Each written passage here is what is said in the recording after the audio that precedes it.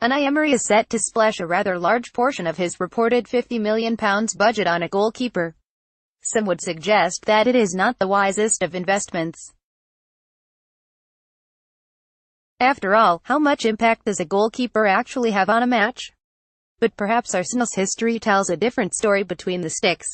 Catch the latest episode of the Pain in the Arsenal podcast right here. Throughout Arsene Wenger's tenure, the goalkeeping position often felt like an afterthought.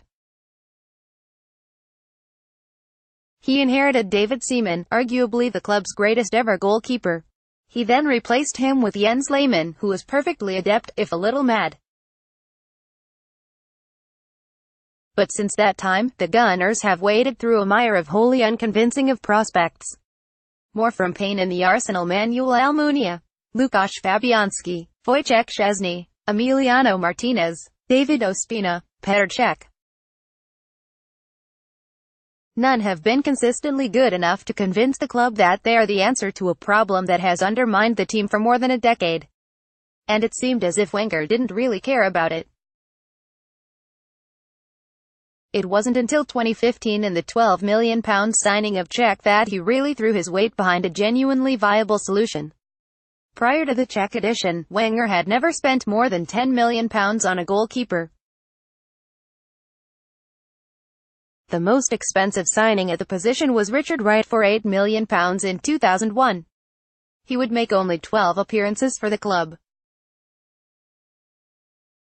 No other keeper under Wenger cost more than £5 million. The next most expensive were Almunia, Fabianski, and Ospina, coming in at £4.5 million, £4 million and £3.5 million respectively.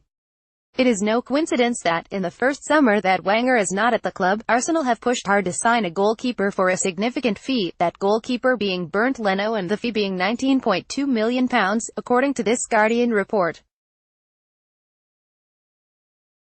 There is certainly an argument to be made that Leno is not actually the solution to the goalkeeping troubles of last season.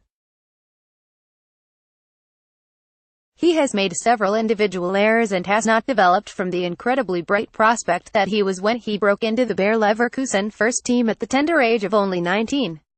But at least the club is being attentive to the position. One thing that you cannot take away from the deal is that it shows a clear intention to solve what has been a problem position for many years.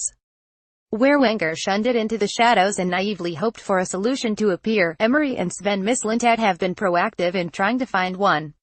It remains to be seen whether they have been successful in their search, but Bernd Leno represents the one that Wenger never did do, a genuine attempt at a goalkeeping solution.